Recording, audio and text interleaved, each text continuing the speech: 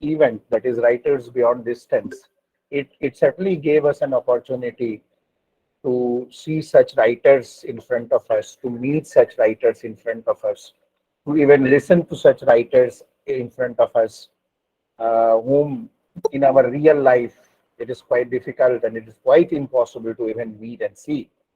So certainly it is a great opportunity for us earlier also, and it is a great opportunity for us today also. So without disturbing the sequence, I would now like to request our principal, sir, the principal of Kareem City College, Jamshedpur, Dr. Muhammad Riaz, sir, to welcome our guest, Dr. Muhammad Riaz, sir. Thank you, Yaya.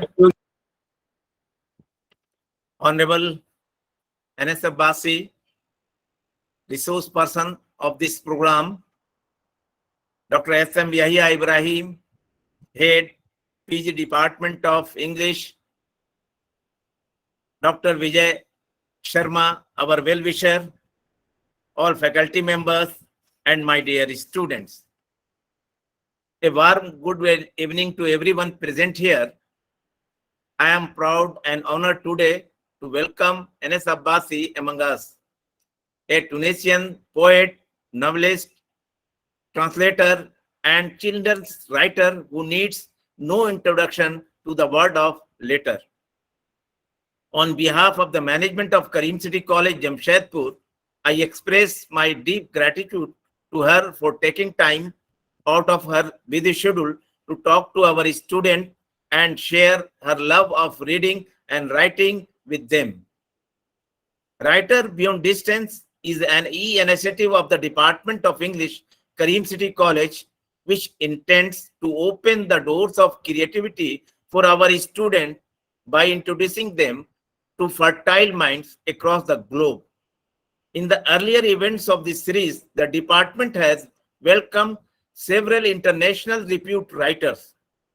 Today's interaction with INES ABASSI is another one in the series, and we are all eagerly looking forward to a wonderful lecture. I congratulate Dr. S.M. Yahya Ibrahim for his effort to bringing INES ABASSI to us and wish the department a wonderful event today. I extend my best wishes to the departments, its students, its faculty members for dynamic learning session ahead. Thank you. Thank you very much to all. Thank you so much, sir. Thank you. Uh, Dear participants, the guest writer for today, certainly, as sir was saying, needs no introduction because she is certainly a name in Tunisian literature and in the global phenomena also. As you know through the poster that she is a children writer, she is a poet, she is a novelist, and she is obviously a translator also. So she has published, so far she has published 3 volumes of her poems. 2 of her books got regional literary awards also.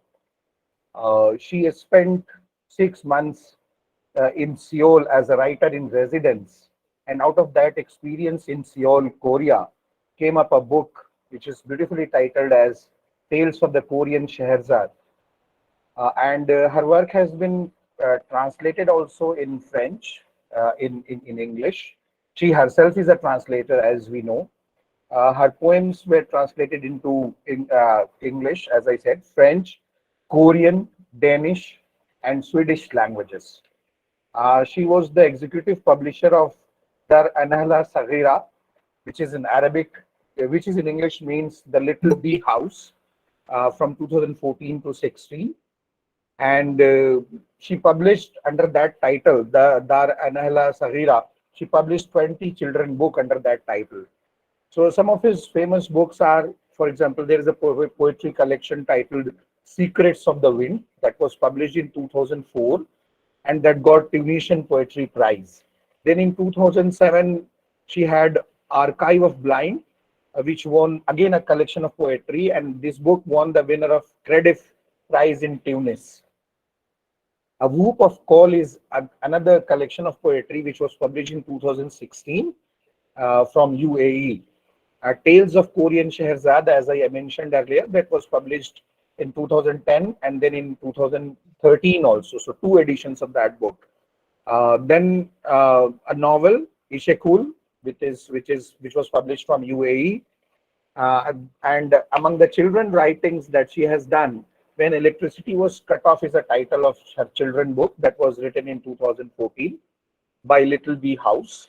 My Beautiful Hair, it's a book in Arabic, translated later into English in 2016, and was published in America by Rosen Publishing House. Did My Cat Eat Her Kitten? That was again a children book published. She basically has beautiful titles and very unique titles of her children book. In 2014, she published this book, Did My Cat Eat Her Kitten? Then there was a children book again, The Bubbles Girl in 2015. Another children book, My Adventure with Shoes. Look at the title, My Adventure with Shoes. So we can all of us can remember Cinderella, right? So My Adventure with Shoes. Then Chaperon Rog, Where Is My Cat is another title that was published from Palestine by a publication house in Palestine. And her translated works are Rue, The Silent Scream by Angela Marsens, The Sweet Orange Tree by George Mordo. So these are some of his works. And here we have a guest who is quite talented, quite creative, quite active in the literary field, in the literary arena, both as a writer, as a novelist, as a creative writer, and as a translator also. What I would like to add to at this juncture is that those who are earlier attending our Writer Beyond Distance program, from those programs, today's program is a bit different because we are doing it, and it was INES proposal that we would like to do it in a interview format. We will be Yeah. putting up questions in front of her, and she will be responding to those questions. So for that, we have two students of our department ready to take up this task. I invite Smriti De, who herself is a good writer from our side. And we invite Jagriti also, Jagriti Singh, to take up the session ahead. Jagriti Singh and Smriti De, please. Thank you, sir. A very good evening, everyone. Myself, Jagriti Singh from the Department of English, Kareem City College, and I would like to extend my immense welcome to our respected principal, teachers, students, and especially to our guest speaker, Ines Abassi ma'am, for being here with us today. So, on this note, let's begin today's session titled The Road Starts with a Way by asking a few questions from ma'am, if she pleases. So, ma'am, shall I start? I would like to thank you all for introducing me, for inviting me. I'm waiting for questions. Ask me, it will be easier for me to speak later. Yes, ma'am. So, ma'am, my first question to you is that when you were growing up, at what point did you realize that literature was for you? Or if you could share any experience of your life which made you feel that you are born for literature, please share some of your experiences with us. Uh, with pleasure. Actually, I was brilliant in maths and in literature. And when I was student, we should choose what we will do later in university. So it really happened that way because my brother convinced me that I should do mathematics because if I go to arts or literature, I will not know what will happen later in maths. And I do love maths. But if I choose to go to be a student in arts, I will lose the maths and I will miss that part. I will never know what will happen in that part of science. So I did that way. I was a student for many years of maths, but on the end of my life student, I used to choose to be a cultural producer. So I never used my diploma. So that was a sign. This is in my practical life, but also I never stopped writing. I started writing when I was 16. I tried many times to be a normal person, to think like a normal person, but no, I was. It's like I'm divided. I have the scientific part of my head, but the artistic part of my head. So even when I was a student of math, I kept writing, I kept reading. I published my first book when I was 20. I was just in my second year. So this is like a small science of my daily life. And deep inside, I can't imagine my life without reading or writing. So it's a need. It's a part of your personality. It's something you know. It's everything. It's against you. My colleagues in the university, the girls with whom I lived in dortoir. I can't find the word. In English, because when you are a student and you are far from your family house, you have to live with other people. So I shared my room with many other girls, and I was like the exception. I was always with my books, with my writing. So, and that's my story in some way. Thank you, ma'am. That was an amazing thing listening from you. So, another thing which I wanted to ask you is that are there any childhood memories of yours which you have recalled in your works and especially in your children's classics? Yes, actually, my children books are inspired from my childhood and from my daughter's childhood also. For example, all the stories about cats, it was about my cat. The book about the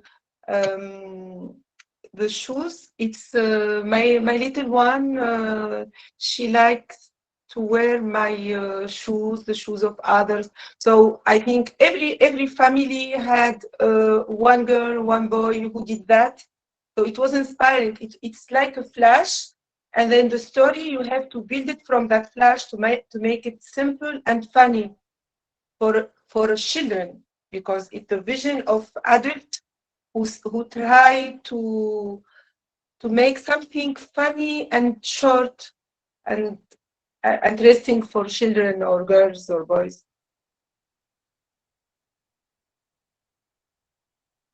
Did I Okay. did I ask to your question? Did I got your question and I asked you? I answered correctly. You asked me for my aspiration, right? Yes, yes. I asked Yes. that what memories have you recalled, what childhood memories of yours have you recalled in your works? Yes. For example, why my cat or how cat eats her kitten or its kitten. My cat, when she got little babies, she was moving them from place to place. So it's like beating them from their necks, pardon. And it was always a question when I was child, and I got the answer when I got when I look at, because it's like hypnotizing the kitten. So I tried to make it in the story with a funny way, so I can answer the other children, not only the child on me.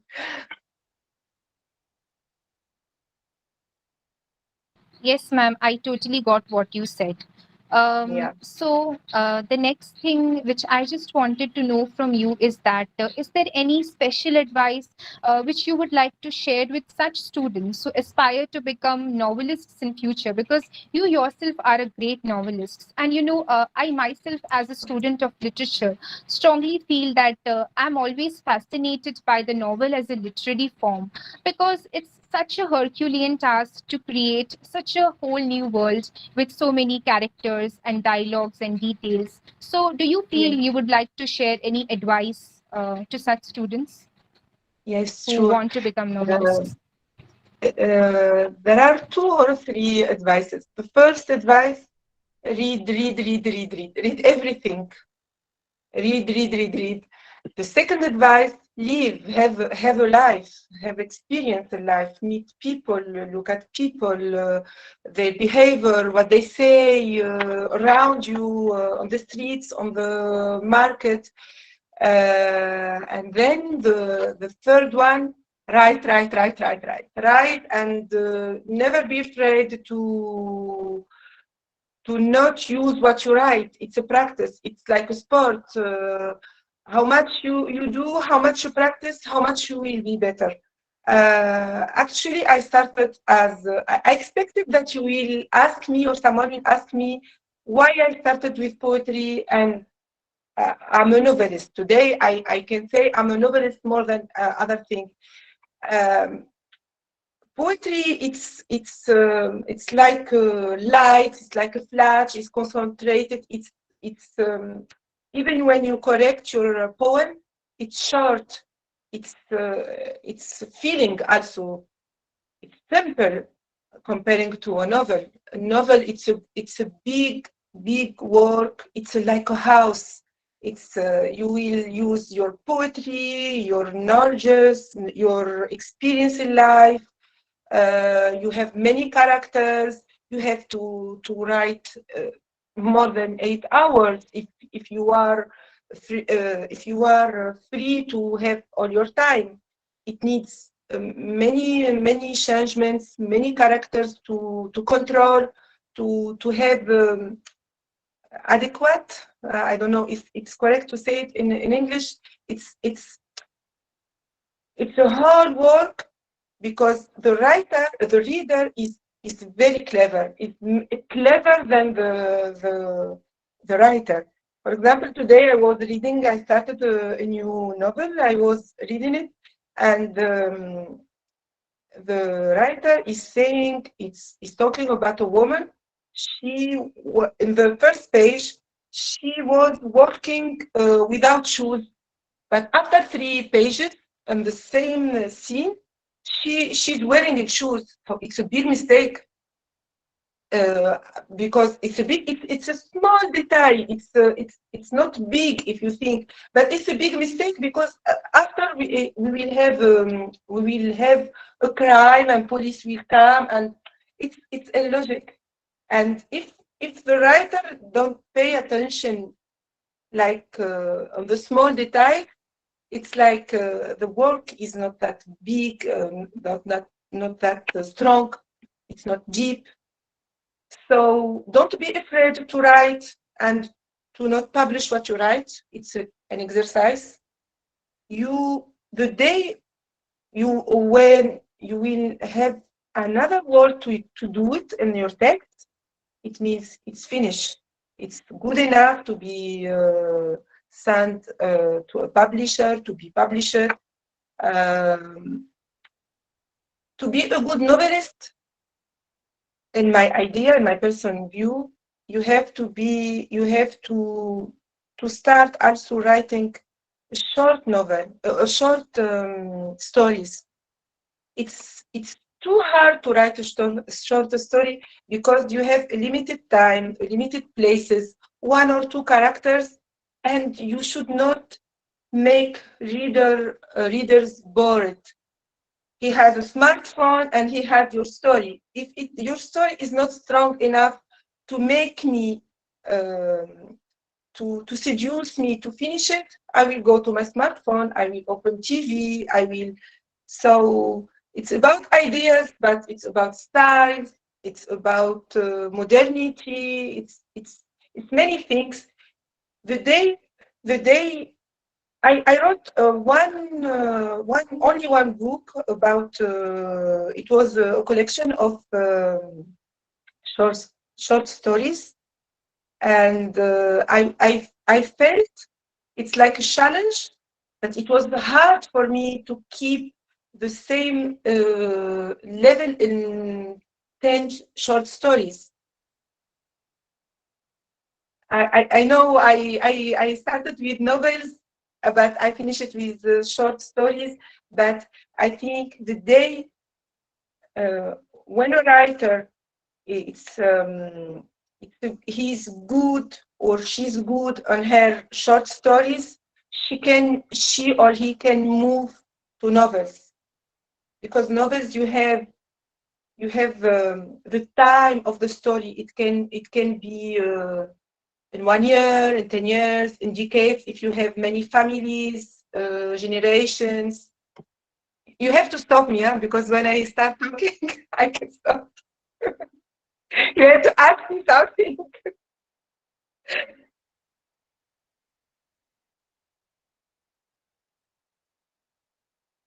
So thank you, ma'am, for such a good advice, and I hope that it will prove beneficial to us. So I would like to move on to my next question. All over these years, what I have experienced is that stories, short stories serve as a great source of pleasure to kids. So I just wanted to know from you that are there any challenges which you have faced while dealing with children's literature or while dealing with the child psychology? I didn't get your question. Sorry, I didn't get it.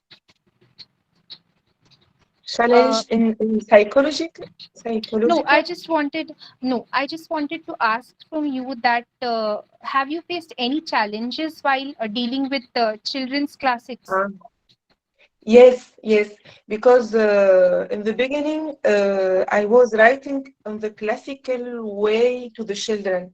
So I got reject from children publishing house, and I wanted to be published in that children publishing house. It was like my goal for that year, because I loved the illustration. I loved the quality of paper, the marketing, and I didn't like to fail. So I was like studying all what they publish to got the idea, to understand what they are trying to say to me by classical way, because for them today the child has many things around him that will seduce him to not take a book and read. So the story should be beautiful, funny, strong, not too long, and the illustrations should be nice and beautiful. So it took from me two rejection, and then I got the yes for two books on that publishing house. The story, it was from the shoes, about the shoes, and the other shoes, where did go my teeth? Yes, where did go my teeth in English? So I was so happy, and then because I was so excited, so I started my own little publishing bee house.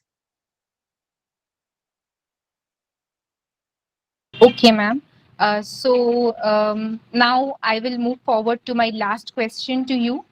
Um, so I have been hearing from so many people that the vocabulary of present day is shrinking day by day, and we don't use so many words, idioms, and phrases that were used by our previous generations. But contrary to that, you have read so many languages and their literature. So do you feel are we lacking in vocabulary as compared to our previous generation? And if you could please enlighten us regarding this. Um, you speak about dialects and the official language, or I don't get the question. Sorry. Yes, she is asking about the use of words, the vocabulary. Uh, Yes. yeah. So there is an approach or there is an understanding that the present generation of readers, the present generation of students, as well as even the present generation of writers, they are not writing the idiomatic way as the earlier writer used to write.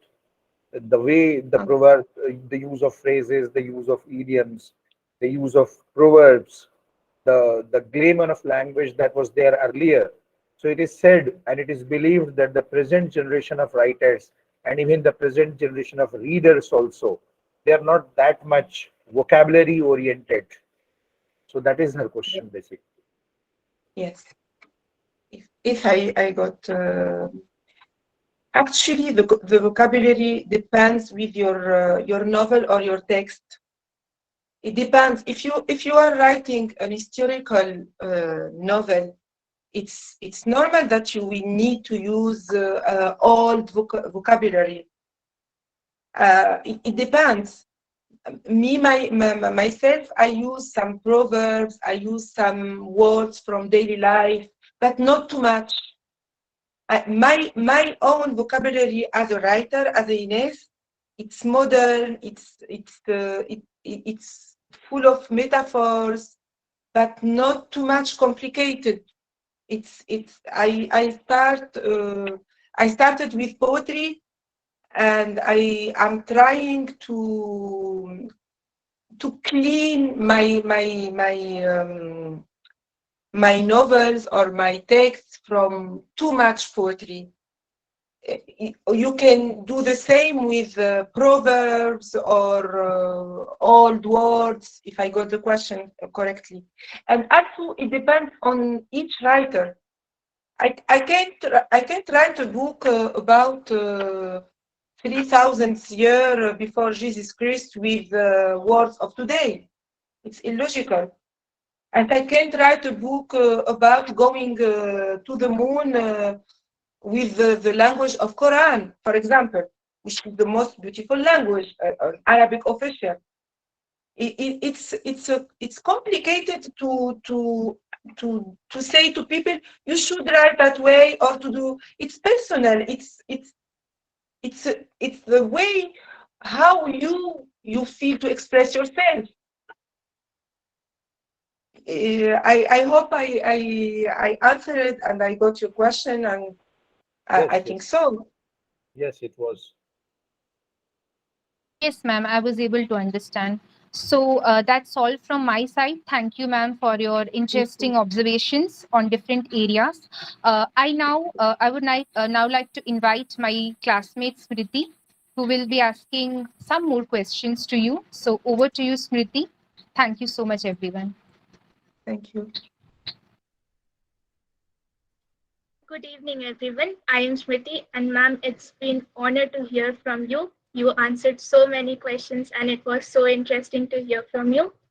Starting on with the session, ma'am, as we have heard that you have been translating French to Arabic. French is pretty difficult language, and we would like to know that how you understood the language, how you grabbed the language, and how you dealt with two difficult language, most toughest around the world, to make such a beautiful translated work of yours that's known all over.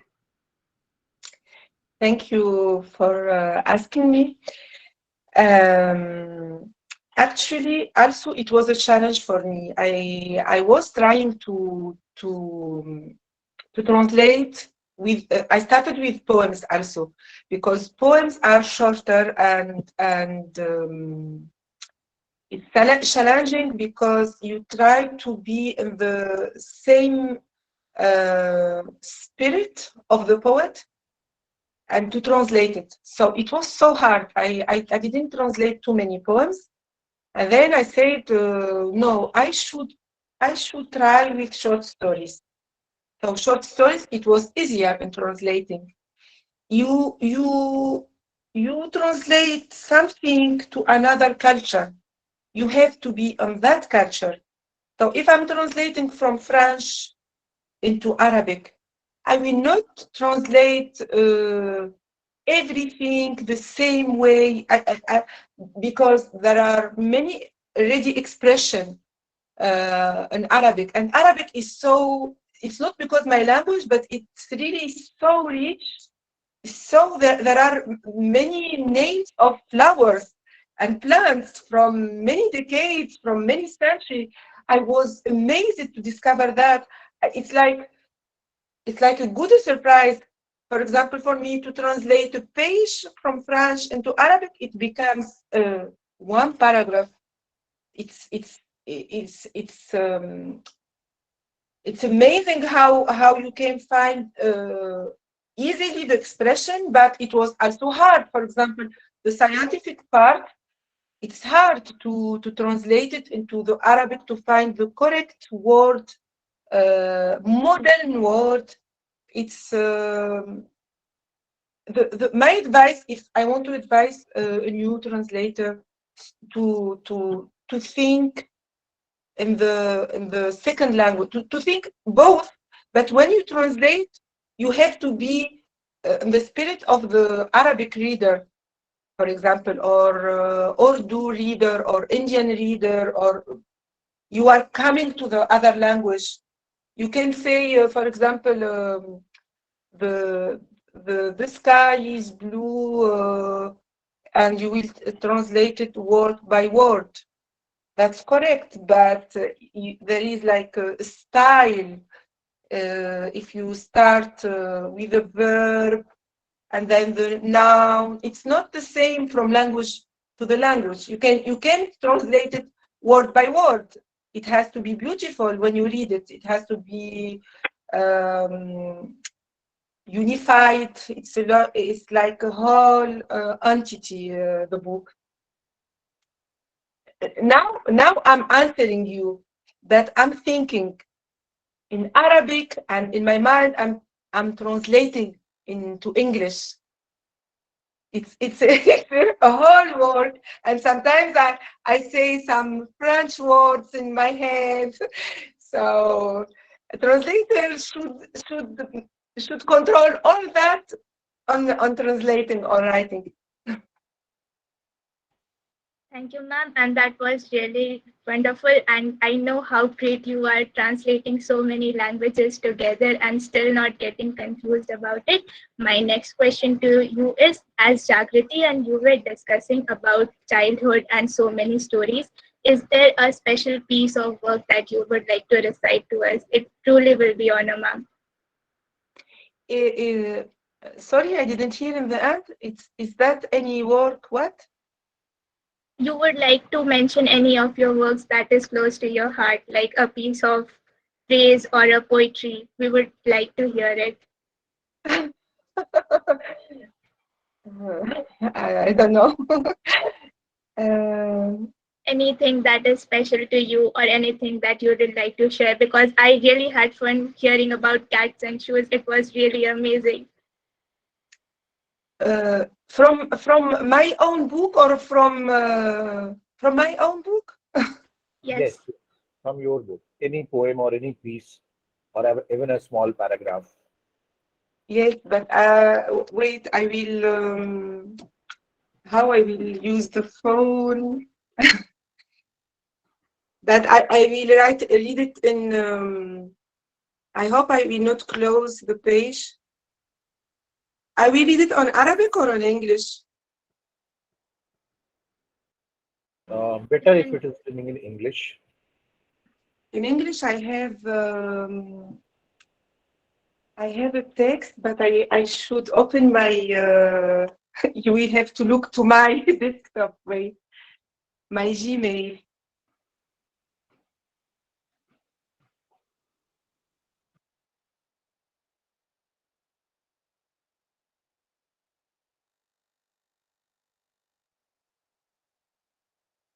And you can find the same text on the website. I will send it for you if you want later.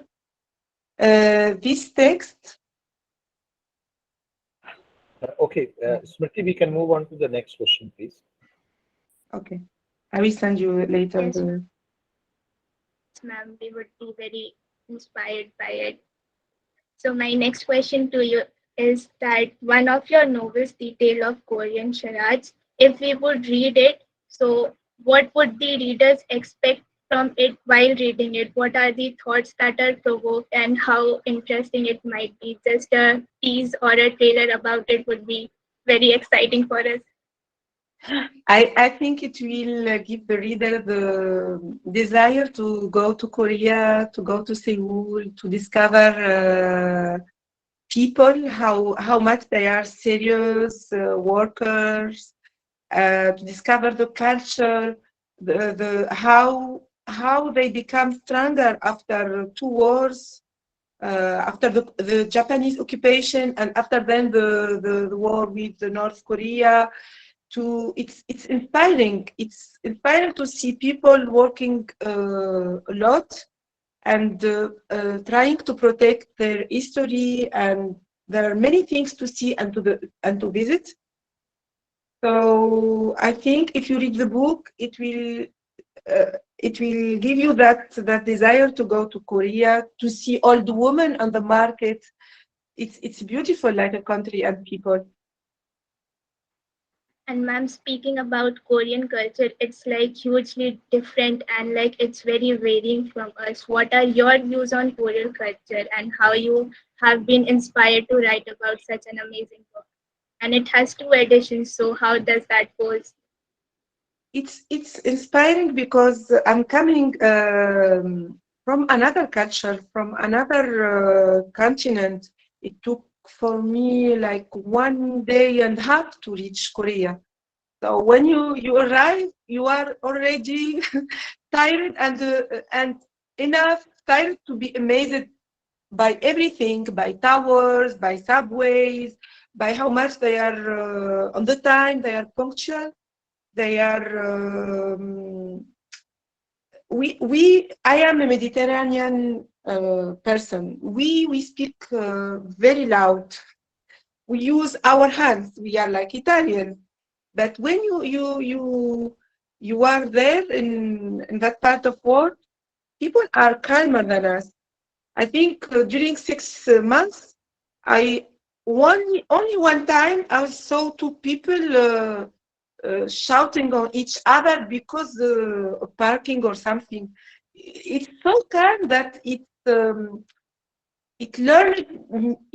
learned me to be more calmer, to think a lot, even about my life, my decision, how to react, to be also in residency, to have a lot of time to write and to read.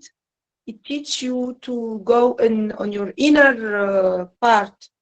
You are discovering yourself also through people, through habits.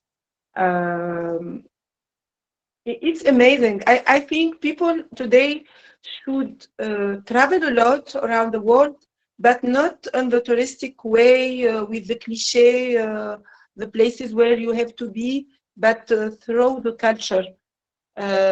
We visited many historical museums about the war, about the independence. I'm a person, I get bored easily. So museum, it's not interesting in itself, but looking how people talk about looking how they are trying to keep their country from the repetition. There is a fear that they are creating places to save their national treasury in case another war comes. Comparing to my country where people don't think about the future, it's amazing also how to protect your history. I have been once in India for 3 days in Kerala, Please, ma'am, but if you like to share your experience. yes, but I can't remember it was a small village. It's not Kerala the touristic way, and it started the name. It was with Ka. It was 3 days. It was so beautiful because we had a river next to the house. It's a residency, and we traveled on the river, and we saw people how they make colors, how they make colors on tissue, on what we call that the not clothes. I don't uh, I don't find the word. I'm losing my English. Fabric. But now I will start speaking Arabic. You have to. So it was amazing and it was inspiring. I wrote a short story. It's happening in India, but it was not inspired from that village. It was inspired about a documentary I saw on TV. It's talking about a village in India where women make twins. I don't remember the name also of the village. So my character is traveling there and he has a good experience with twins of that village. And many people liked the story because many people thought it's from my imagination, the village. And when I do an interview about that novel, and all people ask me from that about that short story, and I'm saying it's real. It's there is really a small village when women make twins. So yeah. It was truly lovely, ma'am. So, as Jagriti asked you that there are so many tips out there for students to follow who are writing, and as a writer myself, what are your tips to give someone who is pursuing the writing, not just as a hobby, but as a serious career? There are so many first milestones that students get wrong, just not about writing, but the technicality of the writing. When you say technical, you mean uh, how you start and you finish and how the yes, you should have at least one good reader, and it should not be your lover, husband, or friend. It should be someone who can be cruel, who will tell you this is not good, this is not strong. Because if he's someone who loves you, he will say, "Oh, it's amazing, it's beautiful. I don't know how to tell." No, you have someone who can criticize your text without thinking about your feelings.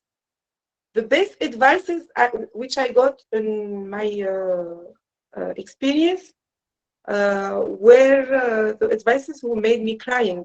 I cried a lot. I got rejection. I got cruel criticizes. But when you are calmer, then you will rethink, and you will see what is wrong in your text, what is not logic. For example, my first novel, it started, we found a body of a dead woman, and it should be a lake. And in the middle of the novel, I wrote that the lake was salty, or something like that. And my first reader told me, Ines, it seems you wasn't a good student on science or nature. It's not logic. What are you reading? And starting that day, I changed the whole book because of that illogical sentence. And starting that day, I read and read many times my text, but also I wait someone else to criticize me before to send it even to the publisher. There is another advice. If you start writing a novel, you should know where you will finish. But you cannot use that advice. It depends on your story. It depends on your feeling, how you want to make it. You can start by the end. My first novel, I started by the end. It's the body who is there, and then I went it back to the story. You should think to not that your readers are clever than you. They have Google, they have head, they think. You should think before using an information. Never look on Wikipedia, because it's not always correct. you should make research. If you are writing a story which is happening in South of Africa, and probably you didn't visit it, you should read and watch and be when you write about it, you should make me feel that you really have been there. Your character is there.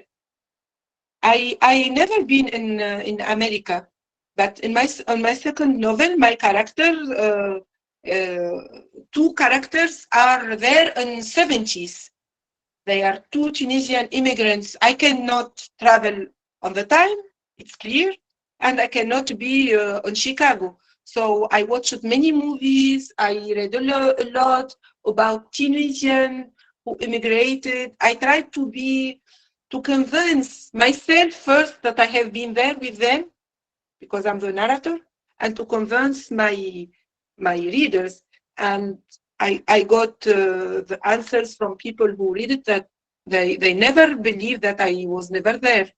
They believed me. I'm a good liar. You should be a good liar to be a good narrator.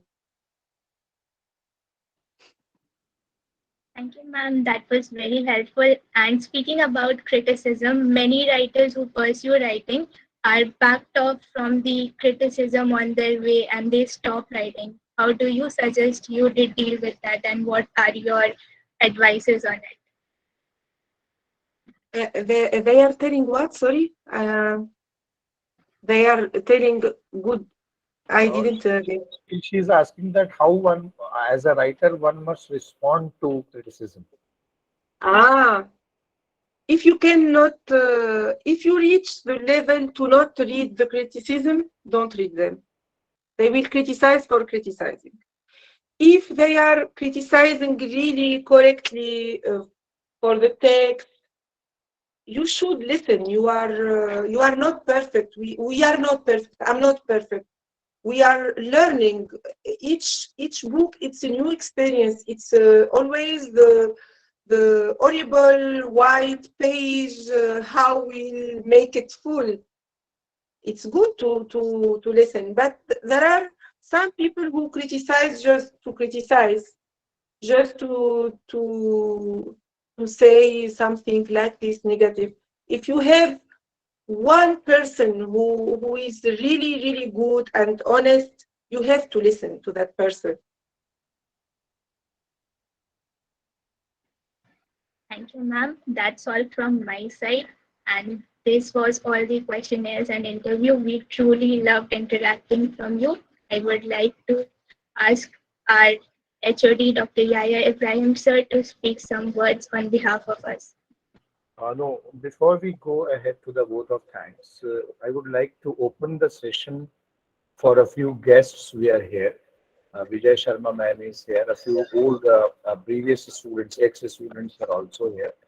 So since the session is too long, but I would like to open the session for one or two questions or remarks. So I would like to request Vijay Sharma ma'am that if there is any remark from her side or if there is any question from her side, please ma'am. Good evening to everybody. Actually, I was fascinated by your speaker of today. She is so beautiful. She is sweet and simple. A person who can laugh and talk with so much ease, that shows that she knows her craft very well. So I'm very happy to listen to her. One or two things what she said, I like to go with that and what I think about that. When she was talking about children writing, because she writes for the children, I was remembering many writers who are children writers. So one of them is naturally Louis Carroll. Everybody knows about that. Then Roald Dahl, who wrote Matilda and so many things. Then Lewis, she did not write for small. There are no voice. Also, okay. It was So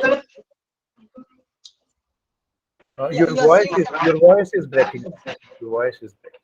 Okay.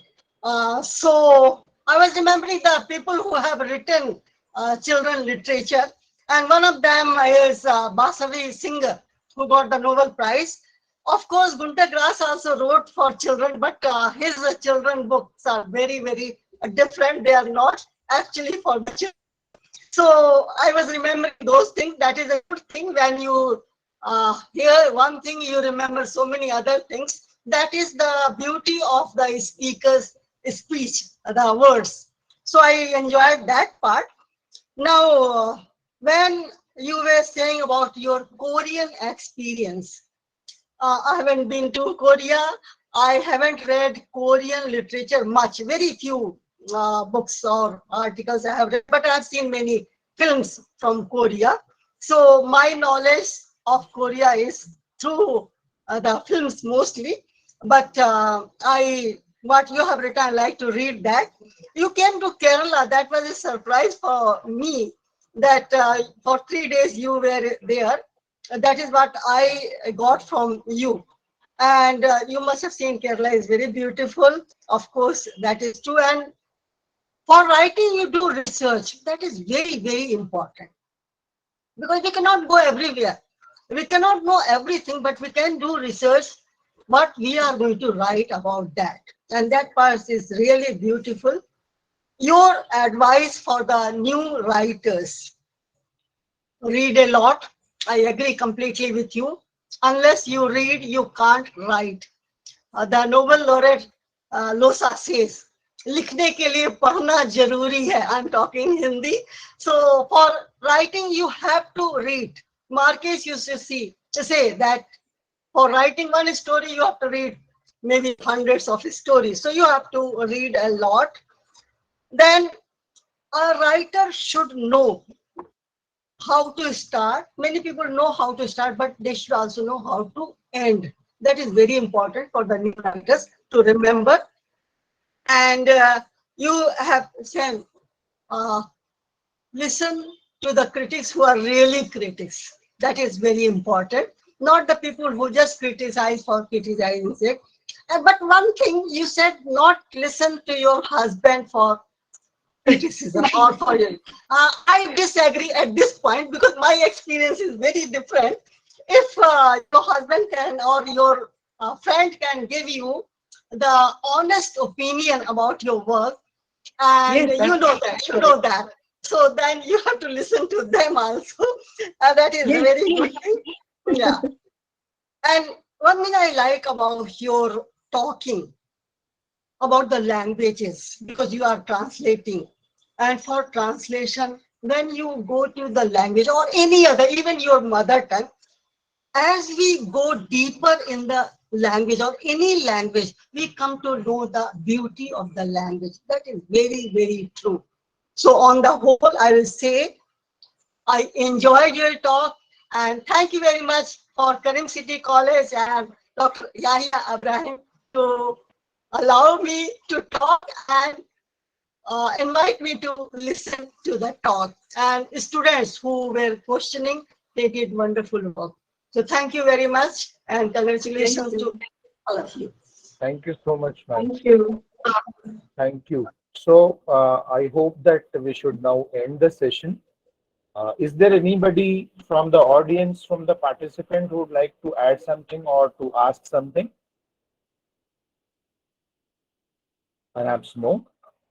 So Ines, thank you very much on behalf of my college, my principal, Thank the teachers in my department, and also, of course, the students of my department. We are extremely indebted to you, very much thankful to you, and we express our deep, humble gratitude that you took your time out. It was not, I know that it was not at a very appropriate time in Tunisia. It was around 4:30 something there. So, but you took time out of your schedule and you spent, we spent, Balke, rather, that we spent a beautiful evening in your company, listening to you, you. your experience. Thank you so much. And thank you, Thank Vijay you. Sharma ma'am. Thank you, our ex-students, Shubham, Eram, others also. Thank you, the faculty members. And I'm also greatly indebted to the students who made it a very memorable evening. Thank you so much. Thank you so much. Thank you for inviting me, for asking me. It was really good and joyful. I will try to send the text. I have it as a text in English and as a video because the festival in Croatia they made the video, and I believe the accent of the lady is better than my accent in English. Thank you, and Thank you so much. thank you, and good evening. Bye. Good. Bye. Bye-bye. Bye.